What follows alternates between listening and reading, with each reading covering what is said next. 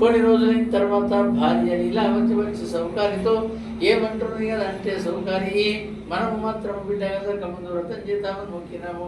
కళావతికి ఇప్పుడు యుక్త వయసు వచ్చింది కనుక ఆమె యొక్క కళ్యాణం చేయాల్సిన సమయం మాత్రమైంది కనుక ఈ యొక్క విషయాన్ని విచారించండి అని విజ్ఞప్తి చేయగానే అప్పుడు మాత్రం సౌకారి నలుగురు జవాన్లను పిలిపించి ఏమంటున్నారు కదా అంటే, ఒరే జవాన్లారా, మన కళావతి తగిన ఒక మంచి పిల్లవాడిని ఏదో తీసుకొని వచ్చి అనంతంగా లగ్నం ఏదో చేయవల్లని చెప్పి ఎవరికల్లా జవాలు వెళ్ళిపోయేదే ప్రకారంగా రూపవంతుణ్ణి గుణవంతుణ్ణి కళావతి తగిన ఒక మంచి పిల్లవాడిని ఏదో తీసుకొని వచ్చి ఆనందంగా లగ్నం చేసిన తర్వాత మళ్ళీ భార్య లీలావతి వచ్చి సౌకారితో ఏమంటున్నది కదంటే, సౌకారి ఇప్పుడైనా వ్రతం చేద్దామని అడిగే వరకల్లా సౌకారి ఏమంటున్నది కదంటే, లీలావతి నువ్వు చాలా సత్యనారాయణ పరమ భక్తురాలు ఉన్నట్టున్నావు, లేస్తే సత్యనారాయణ కూర్చుంటే సత్యనారాయణ అనుకుంటున్నావు.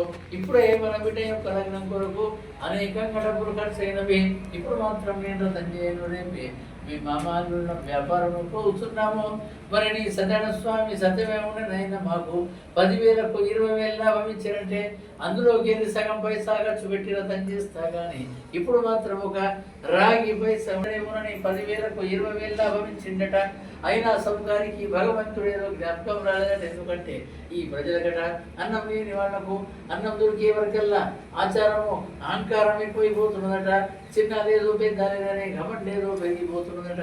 అయినా సౌకారి పోయి చేయలేదని భగవంతుడికి ఏదో కోపం వచ్చి శాపం పెట్టే వరకల్లా మా అమ్మ అల్లుళ్ళు వేడి కాలంలో పడిపోతున్నారు. పైసా అంతా రాజుగారి కోటిలో పడిపోతున్నది. ఇక్కడ ఇంట్లో లీలావతి కళావతి తన వర్ధం చేసిన పాపం చేత అనేక తీళ్ళ కష్టపడుతున్నారట. ఈ విధంగా ఒకనాడు కళావతి ఏదో సంధ్యా సమయంలో భిక్షముకై తిరుగుతుండగా ఒక బ్రాహ్మణ ఇంట్లో సత్యనారాయణ స్వామి వ్రతము సుందెను. కళావతి ఏదో అక్కడిని కూర్చుండి కథ విని తీర్థ ప్రసాదం తీసుకొని ఇంటికి వచ్చే వరకలనే బాగానే రాత్రి అయిందట.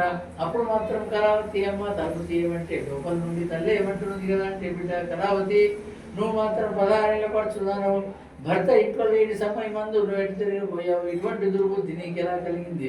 నిజం చెప్పు, అయినా తలుపు తీస్తాను, లేకపోతే తలుపు తీయనని ఎవరికల్లా. కళావతి ఏమంటుంది కదా అంటే, అమ్మా నేను మాత్రం పరుడ ఇళ్లలో బట్టి నేను తిరిగేదాను కాను. ఫలానా బ్రాహ్మణ ఇంట్లో సత్యనారాయణ స్వామి కూర్చుండాను.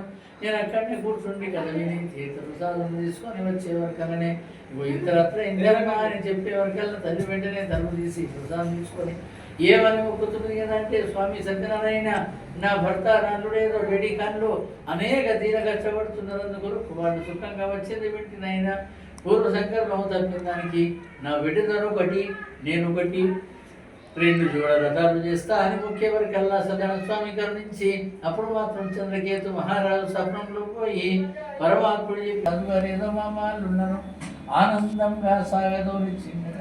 ఇది శ్రీ స్కాంద పురాణ దేవా కంటే సత్యనారాయణ స్వామి వ్రత కథ తృతీయోధ్యాయ.